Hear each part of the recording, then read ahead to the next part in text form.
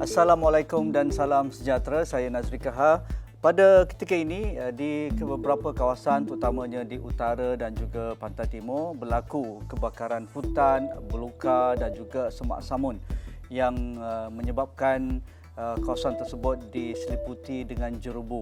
Begitu juga di Lembah Kelang tidak juga terkecuali, di mana ada setengah kawasan terutamanya di Kuala Langat misalnya, kawasan tanah gambut biasanya berlaku kebakaran tanah gambut dan mengakibatkan asap, kepulan asap itu sentiasa ada di dalam tanah gambut dan kawasan sekitar terutamanya di Kelang, Johan Setia dan sebagainya akan menghadapi jerubu.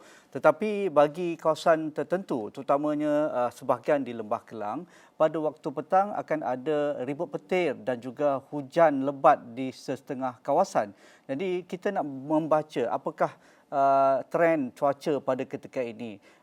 Kalau mengikut meteorologi Malaysia, cuaca panas pada ketika ini tidak akan lama walaupun daripada jangkaan ataupun forecast Met misalnya, cuaca panas ini kerana dalam peralihan monsun ini akan berakhir pada Ogos 2023, tetapi apabila ada berlakunya ribut petir sedikit-sedikit sebanyak kawasan tertentu ada hujan dan ribut petir yang lebat dan sebagainya.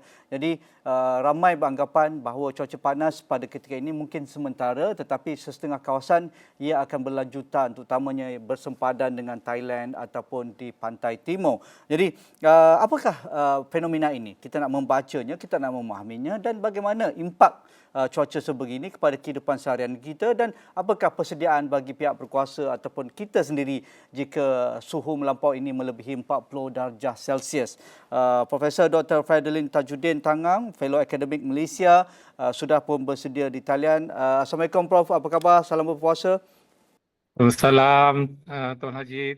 Terima kasih menyebut saya sekali lagi ke agenda Wani. Ya. Alhamdulillah kita berpuasa. Mungkin ada beberapa hari lagi.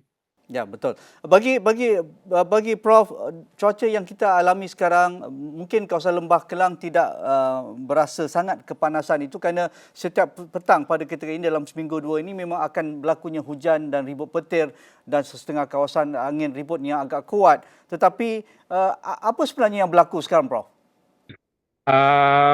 Ya, mungkin ramai juga penonton yang ingin tahu keadaan cuaca semasa Tuan Haji ya. Terutamanya keadaan panas dan juga kita telah mengalami keadaan berjerubu ya.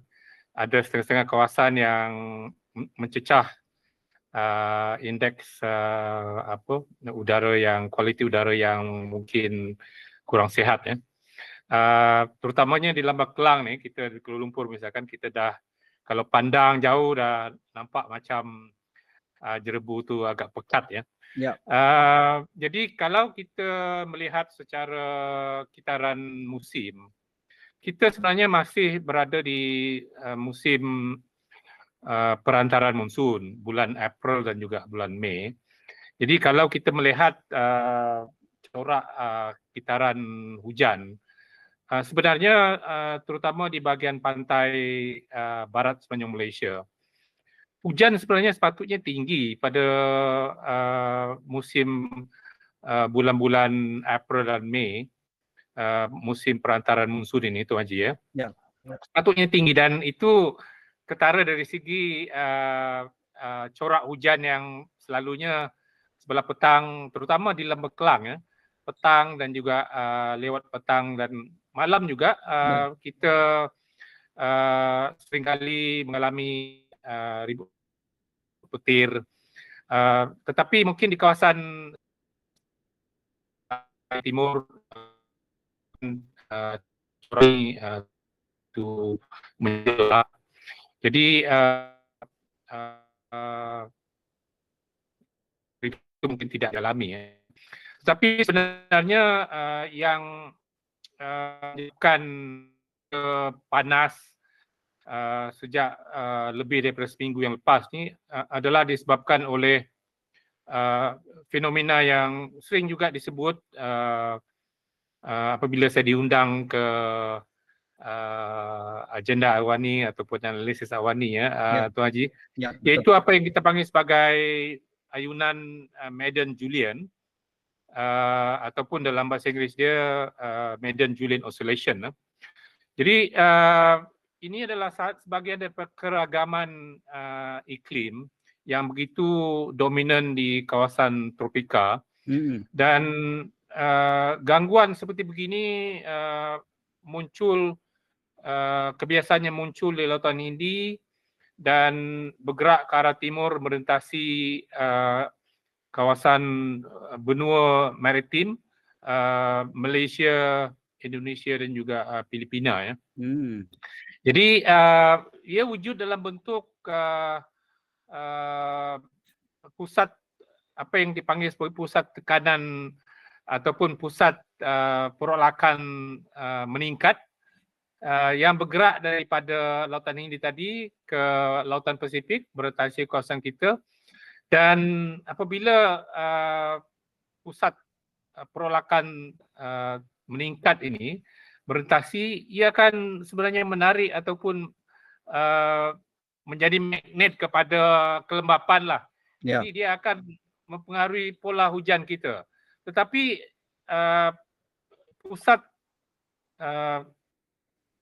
perolakan terhalang ini setelah dia bergerak ke Lautan Hindi, dia akan disusuli oleh pusat perolakan terhalang ya. Jadi apa yang kita alami dalam lebih dari seminggu yang lepas adalah keadaan di mana pusat perolakan terhalang ini bergerak dan merentasi kawasan kita. Dan menurut ramalan pusat ramalan iklim di Amerika Syarikat, ianya sekarang ini begitu dominan. Dan semalam saya juga semak ini dan kemungkinan pusat ini masih berada di kawasan kita dalam masa seminggu ataupun seminggu hingga 2 minggu lah begitu ya.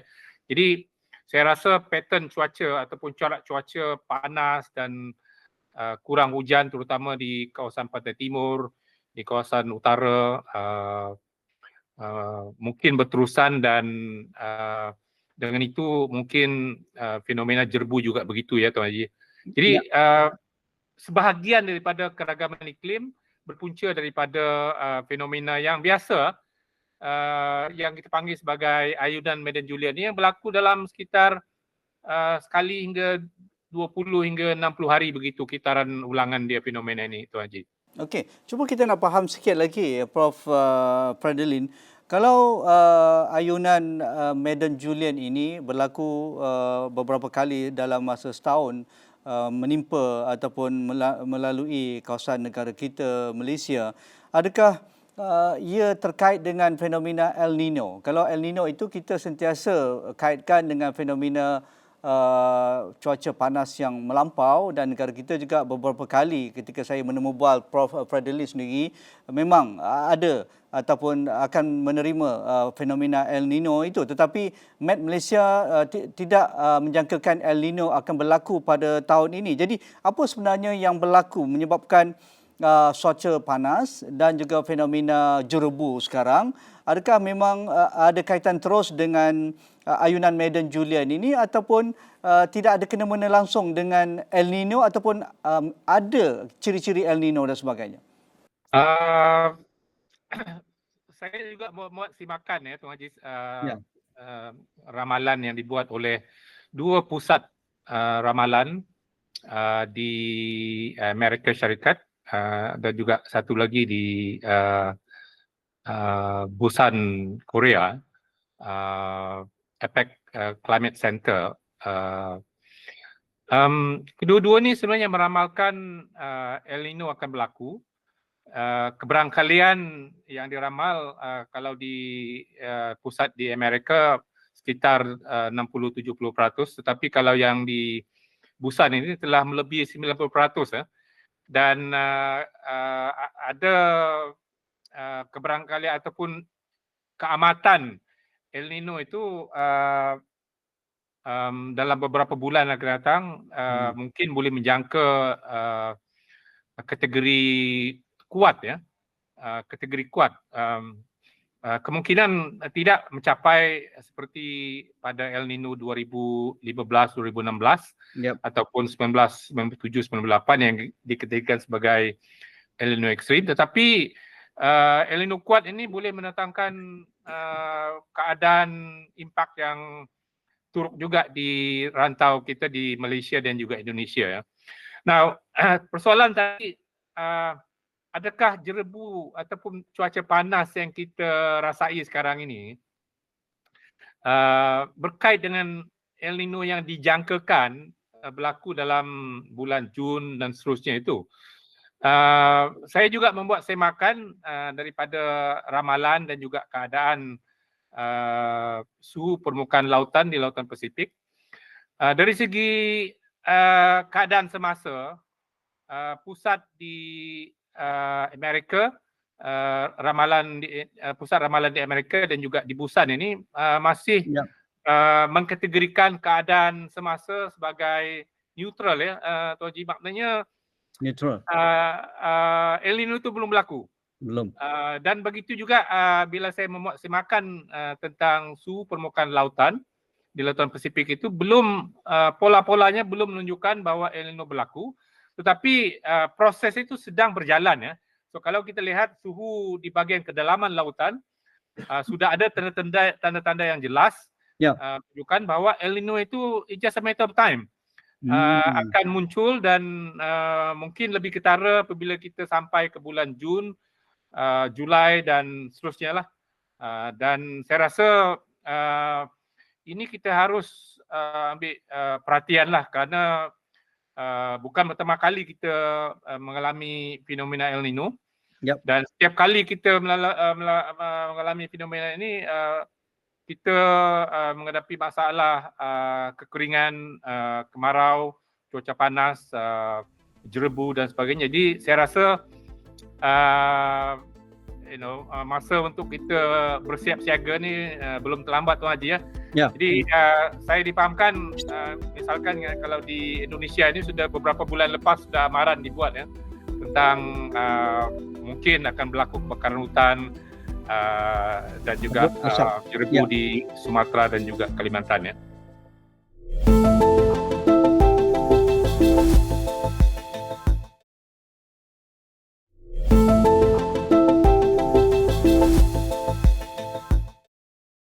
Ya, bagi kita menjadi negara yang bersiap siaga dan juga bertindak lebih pantas menghadapi situasi jerebu yang lebih buruk, kalau tidak pun lebih parah, dengan indeks-indeks yang dipaparkan sambutan hari. Ada beberapa kawasan, Prof ya, yang indeks udaranya tidak sihat, dan kita tahu juga apabila fenomena cuaca kering dan juga tidak berhujan ini, bagi setengah-setengah kawasan akan terus kering, kawasan-kawasan tadahan air akan berlaku kekeringan dan akan mengganggu bekalan air kepada pengguna-pengguna di seluruh negara. Jadi apa pesanan Prof kepada pihak berkuasa dan juga rakyat supaya kita lebih bersedia kali ini?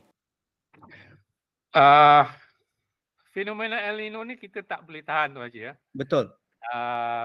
Tidak ada teknologi yang mungkin kita boleh menahan dia berlaku. Satu fenomena yang berskala besar dan impaknya sebenarnya bukan hanya di kawasan kita, bukan hanya di Malaysia, bukan hanya di Indonesia, tapi di seluruh dunia. Dan ada kawasan yang mengalami kawasan kering, panas seperti kawasan kita, tetapi ada kawasan yang mengalami banjir dan sebagainya, tanah runtuh dan sebagainya.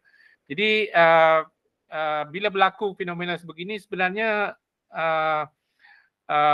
berlaku pengagihan semula. Saya guna perkataan itulah. Pengagihan semula kelembapan udara itu di kawasan kita pasti berlaku pencapahan. Sebab itu jadi kawasan kering. Jadi, Prof, sikit tambahan. Kalau Prof boleh komen. Kerana kita sentiasa dipaparkan bagi kawasan-kawasan yang berhadapan dengan cuaca panas melampau ini, ekstrim panasnya, termasuk fenomena El Nino, bagi negara tertentu sampai kawasan-kawasan hutan mereka terbakar teruk, kawasan melangkaui kawasan penempatan awam, kawasan perumahan, dan mereka rugi berbilion-bilion US dollar Amerika, terutamanya di Eropah, di Amerika Syarikat, kalau di sebelah Asia kita sentiasa di Thailand pada tahun lalu, begitu juga di Australia. Kalau kita boleh belajar daripada mengadaptasi cuaca-cuaca sebegini, bagaimana kita boleh mengurangkan risiko kerugian kalau ada pun kebakaran, tetapi kita ada pelan-pelan segera yang boleh kita pantau dan juga melakukan kerja-kerja penyelamatan aset dan sebagainya supaya tidak ada berlaku kebakaran hutan yang ekstrim, Prof. Betul Tuan Haji ya. Sebenarnya penyelidikan, kajian saintis misalkan dapat menghasilkan teknologi yang boleh meramal fenomena-fenomena begini berapa bulan lebih awal. Jadi saya rasa kita harus guna pakai maklumat-maklumat saintifik sebegini dalam kita bersiap siaga, mengatur langkah, menyusun strategi untuk sekurang-kurangnya meminimalkan impak dia, Tuan Haji ya. Betul. Jadi sebut pasal kebakaran hutan misalkan, ataupun kalau di kawasan kita di Malaysia ni dan juga di Indonesia kita banyak kawasan tanah gambut yang biasanya bila kebakaran berlaku, kebakaran sedemikian dia susah nak dipadam ya Tuan Haji, susah untuk kita di bawah tanah kan, di dalam tanah ya, susah untuk kita padam. Jadi apabila kita ada maklumat tentang berlakunya El Nino dalam beberapa bulan lagi, seharusnya kita menyusun pihak-pihak berkuasa dan juga orang ramai harus mengambil maklumat ini secara serius, memastikan bahawa aktiviti pembakaran hutan, aktiviti pertanian itu tidak melibatkan pembakaran hutan dalam keadaan biasa begitu ya. Kalau dalam keadaan hujan berlebihan dan sebagainya mungkin tidak mendatangkan masalah sangat, tapi sekiranya dalam keadaan El Nino begitu, saya rasa ini harus kita beri perhatian dan pemantauan, aspek pemantauan itu juga perlu diperkukuhkan. Jadi pihak-pihak ataupun pihak-pihak yang mungkin melakukan kesalahan perlu menerima akibatnya lah, begitu pemantauan ya Tuan Haji. Kita ada undang-undang sebenarnya, jadi undang-undang harus orang kata diguna pakailah dalam kes sebegini ya. Jadi begitu juga dalam aspek-aspek lain, misalkan dari segi sumber air dan sebagainya. Jadi mungkin pihak berkuasa harus mengambil iktibar tentang potensi masalah yang kita hadapi apabila berlaku musim kemarau yang berpanjangan dan kita akan menghadapi masalah sumber air begitu ya Tuan. Ya, Prof. Prof kata tadi fenomena ini tidak akan seteruk ataupun fenomena El Nino ini tidak akan seteruk apa yang kita hadapi pada 2015, 2016 dan juga 97, 98. Tetapi kita belajar juga pada ketika itu jerubu kabut asap ini sampai kita ke tahap nak mengisytiharkan darurat cuaca ataupun darurat iklim akibat indeks pencemaran terlampau tinggi. Pastinya ia bukan berlaku di negara kita sahaja tetapi ia merentasi sempadan. Adakah protokol-protokol yang sudah pun dipersetujui dalam konteks jerubu merentasi sempadan dari peringkat ASEAN itu boleh kita lihat semula supaya kita ada persiapan lebih rapi jika berlaku di Sumatera ataupun di kawasan-kawasan yang mudah terbakar dengan tanah gambutnya yang begitu luas dan juga proses pembakaran terbuka untuk aspek komoditi pertanian seperti sawit dan sebagainya. Mengapa ini juga perlu kita fikirkan sekarang? Sebenarnya memang sudah ada perjanjian di peringkat ASEAN mengenai jerubu rentas sempadan ini Tuan Haji ya. Tetapi dan perjanjian itu telah ditandatangani pada, kalau tak silap saya, dalam 2002 ya Tuan Haji ya.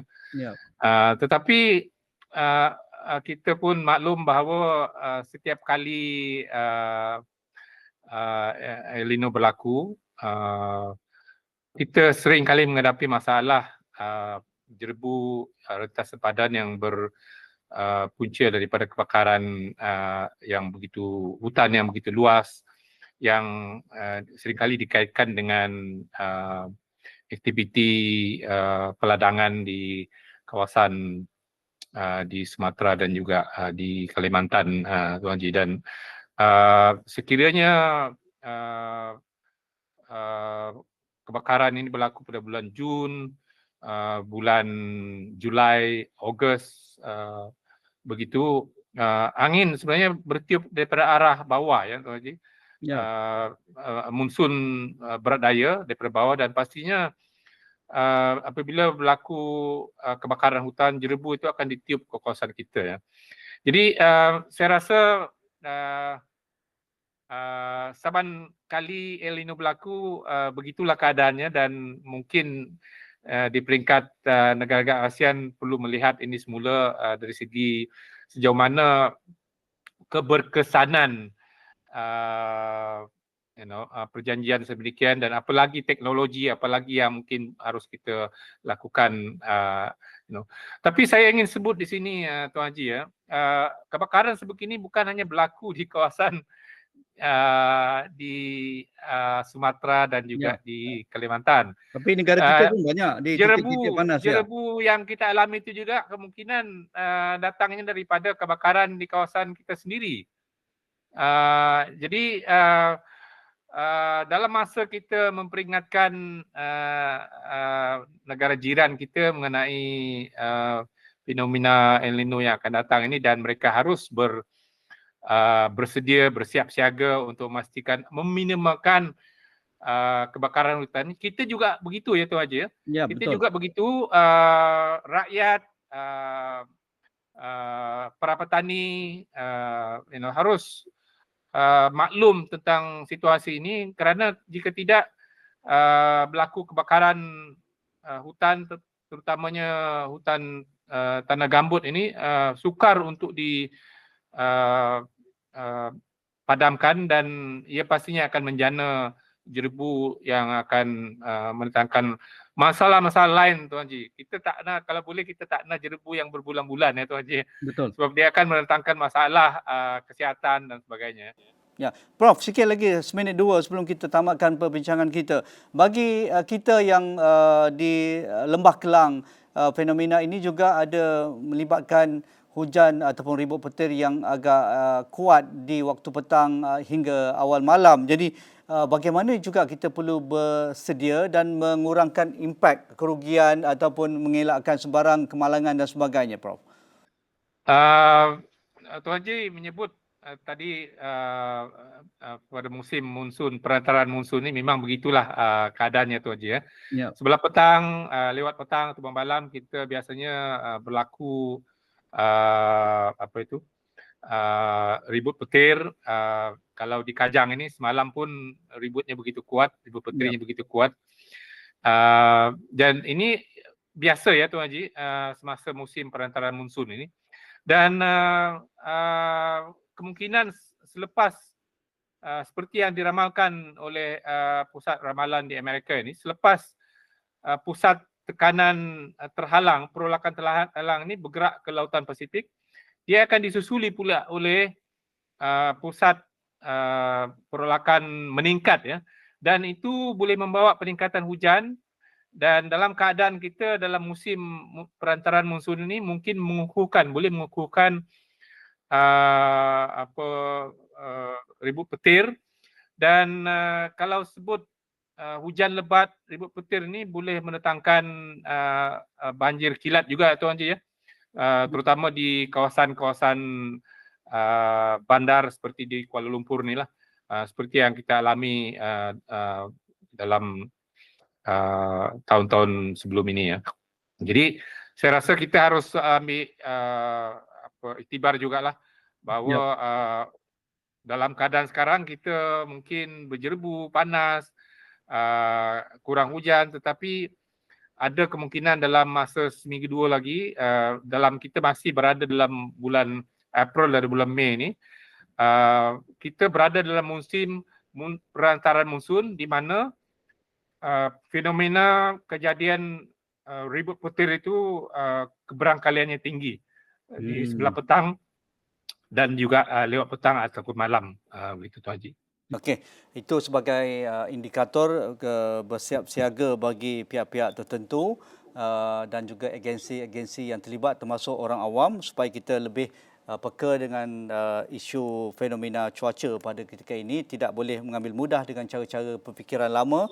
Jadi dalam masa kita menghadapi panas yang kuat ataupun yang agak ekstrim pada ketika ini, tetapi pada sebelah petang kemungkinan akan ada ribut petir dan hujan lebat yang mengakibatkan banjir kilat di setengah kawasan yang mudah dinaiki air akibat hujan lebat itu. Terima kasih Prof. Dr. Fredilyn Tajuddin Tangang atas pencerahan perkongsian situasi fenomena panas dan juga bahang yang agak kuat pada ketika ini, dan juga adakah fenomena El Nino akan berlaku di negara kita. Semuanya dijawab dengan baik tadi. Itu tadi temu bual saya dengan Profesor Dr. Fredilyn, Fellow Akademik Malaysia, dan itu sahaja untuk agenda Awani malam ini. Assalamualaikum, kita jumpa lagi.